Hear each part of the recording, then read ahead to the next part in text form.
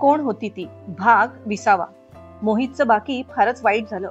मधात एकदा त्याचे वडील भेटले होते, पण एवढा तरुण मुलगा गेला त्याचं फारसं विशेष दुःख नव्हतं त्यांच्या चेहऱ्यावर. राजेशचे वडील त्याच्याशी बोलत होते. तुम्ही काय आल्या आल्या चौकशी सुरू केल्या त्याच्या? जा रे, फ्रेश होऊन ये. आणि हो, संध्याकाळी एका ठिकाणी जायचंय हा आपल्याला. नाही म्हणू नकोस, गपचूप यायचं माझ्यासोबत. त्याच्या आईने त्याला ताकीद दिली. आता पुढे. संध्याकाळी त्याची आई त्याला त्यांच्या ओळखीच्या एका गुरुजींकडे घेऊन आली. राजेशची यायची इच्छाच नव्हती, पण आईने जबरदस्ती केली. आई काय हे? ऐक जरा, मी सांगितलं ना गप गुमान यायचं म्हणून माझ्यासोबत. मग त्याचा नाईलाज झाला. वरून आईचं मन मोडायची इच्छा झाली नाही. एवढ्या वर्षात लग्न करायसाठी याचं मन का तयार होत नाही ही चिंता होती त्याच्या आईला. कुठली शांती वगैरे करायची गरज आहे का तेच पाहायला आलेली ती त्याला घेऊन त्या गुरुजींकडे. ही राजेशची पत्रिका, जरा बघून सांगता का मला? त्याच्या आईने त्याची पत्रिका गुरुजींच्या हातात दिली. हो, द्या इकडे. काही विशेष विचारायचं होतं की असंच जनरल भविष्याबद्दल? गुरुजी एक नजर राजेशकडे टाकत म्हणाले. खरं तर त्याच्या लग्नाविषयी विचारायचं होतं मला. त्याच्या आईने खरं कारण सांगितलं. लग्न करायचं तर त्याच्या स्वतःच्या मनात नाहीये, तिथे ग्रहतारी काय करणार बरं? ते हसतच म्हणाले. पण मुला, तू काळजी करू नकोस. लग्नाचा योग बघ नाहीच आहे तुझ्या नशिबात. अरे, लग्नाची रेषाच नाहीये तुझ्या हातावर. पण बाकीचे सारे योग मात्र फिरलेले आहेत. लग्नाचा योग नाही हे ऐकून राजेश खुश झाला. बाकी बोलणं ऐकून त्याची आई मात्र विचारात पडली. गुरुजी, मग काही पूजा उपासना वगैरे करावी लागेल का? त्याच्या आईने विचारलं. मी सांगतो, पण मनापासून करावं लागेल सगळं, तरच फळ मिळेल, गुरुजी म्हणाले. गुरुजींनी दिलेली माहिती त्याच्या आईने नीट ऐकून घेतली. नंतर ते दोघेही तिथून बाहेर पडले. राजेश, मला वाटतं आपण ना दुसऱ्या कुठल्या तरी गुरुजींकडे जाऊया, त्या बाहेर निघताना राजेशला म्हणाले. साहजिकच आपल्या मुलाविषयी असं ऐकून कुठल्याही आईला काळजी वाटेल. नाही आता मी येणार नाही कुठे. पण राजेश, ते असं का म्हणाले की सगळेच योग बिघडले आहे? काही प्रॉब्लेम आहे का रे? ऑफिसमध्ये वगैरे सगळं नीट सुरू आहे ना? आईने विचारल्यावर तो क्षणभर गप्पच झाला. आता काय सांगणार होता तो? विचारात पडला. नाही ग आई, असं काही नाहीये. तू जास्त नको विचार करू, सगळं ठीक आहे. बरं मला सांग, निघायचं का? त्यानंतर दोघंही घरी आले. रात्री त्याला अवंतीचा फोन येणं अपेक्षित होतं, पण तिने फोन केला नाही. तो सुद्धा करू का नाही या विचारात होता, पण त्याने टाळलं. उगाच तिला आपण तिच्या प्रेमात वगैरे पडलोय असं वाटायचं. आज स्वतःच्याच घरात त्याला छान झोप लागली बरेच दिवसांनी. सकाळी उठल्यावर त्याने मोहितच्या वडिलांना बोलवून ठरवलेले वेळेत ट्रान्सफर ऑफिसला जायचं ठरवलं. त्याआधी त्याला त्याच्या घरी जायचं होतं. आई, मी निघतोय. तो निघताना आईला म्हणाला, हे घे, पोहे खाऊन घे आधी. आईने पोह्यांची प्लेट समोर ठेवली. आई म्हणते तसं बोलण्यात पॉइंट आहे तिच्या. लग्न केल्यावर नेहमी नेहमी बाहेर खायची कटकट तरी नक्कीच नसेल, पण प्लेटभर पोह्यांसाठी लग्न करायला नाही परवडणार बाबा आपल्याला, तो स्वतःला हसून म्हणाला. पोहे खाऊन तो बाहेर पडलाच होता की तोच अंगणात त्याला त्याचे बाबा भेटले. अरे राजेश, तू मोहितकडे जाणार आहे तर वाटेत त्या दिवाकर काकांनाही भेट जरा एकदा. खाली स्वप्नीलकडे भाड्याने राहतात ते. त्यांचं काहीतरी लीगल काम होतं बघ. काही इन्फॉर्मेशन हवी होती त्यांना. बिचारे, त्यांचं घर डेव्हलपमेंटसाठी जाणार म्हणून बिल्डरने घेतलं आणि बिल्डिंग पाडून जमीनदोस्त केली. आता 3 वर्ष झाले ती बिल्डिंग पाडून, पण ना घर बनत आहे ना जुनं घर राहिलं. त्याचे बाबा सुस्कारा सोडत म्हणाले. आधी कुठे राहायचे होते? त्याने विचारलं. मग त्याच्या वडिलांनी त्यांना पत्ता सांगितला, पण त्याला तो पत्ता कुठेतरी ऐकल्यासारखा वाटला. डोक्यावर ताण दिला तर हा तोच पत्ता होता जो अवंतीने त्याला दिलेला. पण सध्या जास्त विचार करायला वेळ नव्हता. कदाचित मीच काहीतरी चुकीचं ऐकलं असेल असं वाटून त्याने दुर्लक्ष केलं. मी जमलं तर एक चक्कर मारतो तिकडे, तो त्याच्या बाबांना म्हणाला आणि बाहेर पडला. मोहितच्या घरी आला तर घरात भयान शांतता होती. त्याचे वडील सोफ्यावर बसले होते तर आई किचन मध्ये होती. हॉलमध्ये मोहितचा भला मोठा फोटो लागलेला आणि त्यावर हार घातला होता. त्या फोटोकडे पाहताना समोरची पावलं उचलणं जड झालं होतं त्याला. अगं, ऐकलं का? राजेश आला आहे. त्याला पाहताच त्याच्या वडिलांनी त्याच्या आईला आवाज दिला. मोहितची आई बाहेर आली. काकू, कशा आहात? त्याने सहज चौकशी केली तर त्या माऊलीने डोळ्यांना पदर लावला. कशी असणार बेटा, तुझा मित्र. कित्येक वेळा सांगितलं त्याला, अरे नीट वाग, नीट बघ सगळं, पण नाही ऐकलं त्याने. शेवटी गेला निघून. त्या रडता रडता सांगत होत्या, काकू खरंच फार वाईट झालं बघा मोहित सोबत. राजेशनेही त्यांचा सांत्वन करत म्हटलं. सुभद्रा, चहा आण बरं त्याच्यासाठी. त्याच्या वडिलांनी विषय बदलवला. त्या आत निघून गेल्या.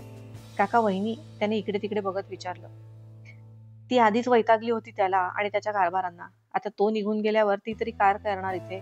निघून गेली माहेरी, किमान तिथे तरी सुखी राहील ती, त्याचे वडील म्हणाले. ते दोघं बोलतच होते की तेवढ्यात त्याची आई चहा घेऊन आली. काका, निघायचं का? हो चल निघूया. बाहेर पडताना त्याचं लक्ष परत मोहितच्या फोटोकडे गेलं आणि काळजात धस्स झालं त्याच्या. मगाशी फोटोत हसत असलेला मोहित आता त्याच्या चेहऱ्यावर वेगळेच एक्सप्रेशन होते, घाबरलेले. जणू काही चेतावणी देत होता तो राजेशला. तो ताबडतोब तिथून बाहेर पडला. दोघेही ट्रान्सफर ऑफिसला आले. राजेशने आवश्यक त्या सगळ्या डॉक्युमेंट्सवर सह्या केल्या. थँक्यू बेटा, मी बोलावलं आणि तू आलास. तुझ्या वेळातला वेळ काढून. पैसे ट्रान्सफर झाले की यातले अर्धे तुझ्या अकाउंटला पाठवतो मी. ठीक आहे काका, काही घाई नाही. सगळं होऊ द्या सावकाश, नीट, आणि मग टाका पैसे. तो त्यांचा निरोप घेत म्हणाला. तिथून बाहेर पडला तर रस्त्याच्या पलीकडे एका साधूकडे पाहून त्याला आश्चर्याचा धक्का बसला. समोरचे साधू आणखी कोणी नसून तेच पुजारी होते, जे त्याला दगडूशेठ गणपती मंदिराबाहेर भेटलेले. हे इथे कसे आले? ज्यावेळी तो त्यांच्याकडे पाहत होता तेव्हाच त्यांनी डोळे उघडून त्याच्याकडे पाहिलं आणि एक स्मित हास्य केलं. तो पुढे सरकणार आणि त्यांना जाऊन भेटणार, तोच त्याचा फोन वाजला. मेहतांचा फोन होता. कैसे हो राजेश भाऊ? तिकडने मेहतांनी विचारलं. ठीक हूँ, आज कैसे क्या याद किया आपने? राजेश का प्रश्न. आप छुट्टी पे हो तो पता चला, सोचा आपसे फुर्सत में बात हो पाएगी. छुट्टी में वैसे भी काम की झंझट नहीं रहती. कैसी बात? राजेश ने न समझकर विचारा. राजेश भाई, गोल गोल घुमाकर बात नहीं करूंगा, सीधे मुद्दे पे आता हूँ. आपको मैं 5% कमीशन देने के लिए तैयार हूँ. बस उसके बदले में. मेहता तेवढं बोलून थांबला. उसके बदले में क्या?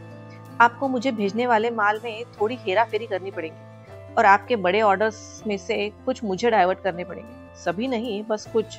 आपकी कंपनी में तो इतने ऑर्डर्स आते रहते हैं, तो कुछ तकलीफ नहीं होनी चाहिए आपको. किसी को कानो कान खबर नहीं होगी. मेहता म्हणाला आणि त्याचं बोलणं ऐकून राजेशचं डोकं फिरलं. मेहता जी, शायद आपको कुछ गलतफहमी हुई है मेरे बारे में. मैं ऐसे उल्टे सीधे काम नहीं करता. देखिए, मैंने आपको रूल्स के मुताबिक डिस्ट्रीब्यूशन शिप के लिए बोला था, जो आपने मंजूर की. अब सभी काम कायदे से ही होगा और मुझे इन सब बातों में कोई इंटरेस्ट नहीं है. राजेश ने चिढ़ून म्हटलं. अरे क्या राजेश भाई, आप तो नाराज हो गए. चाहिए तो कमीशन डबल कर देता हूँ, आप बस बोलिए.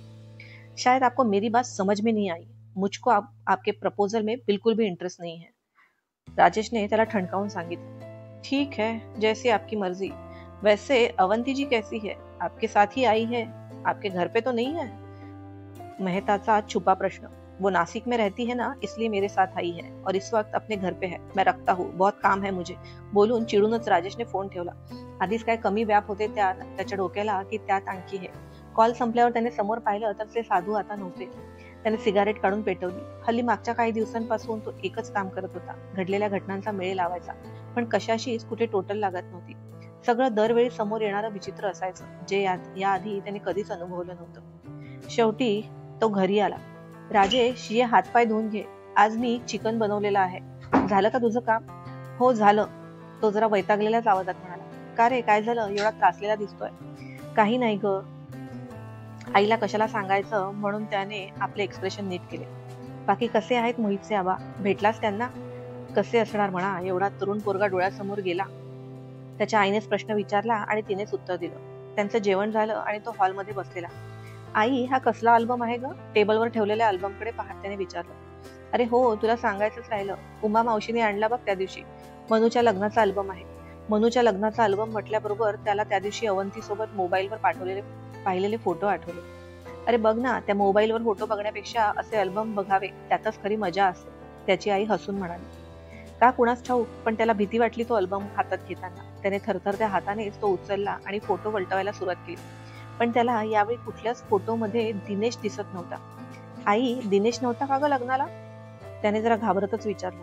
नाही रे, त्यालाही यायला जमलं नाही तुझ्यासारखं. प्रयत्न केला त्याने, पण नाही शक्य झालं, त्याची आई म्हणाली. आता हा आणखी एक धक्का होता त्याच्यासाठी. खरं तर आधी त्याला त्या फोटोमध्ये तो स्वतःच असल्याचा भास झाला होता त्या दिवशी. त्यानंतर त्याला त्या ठिकाणी दिनेश दिसला.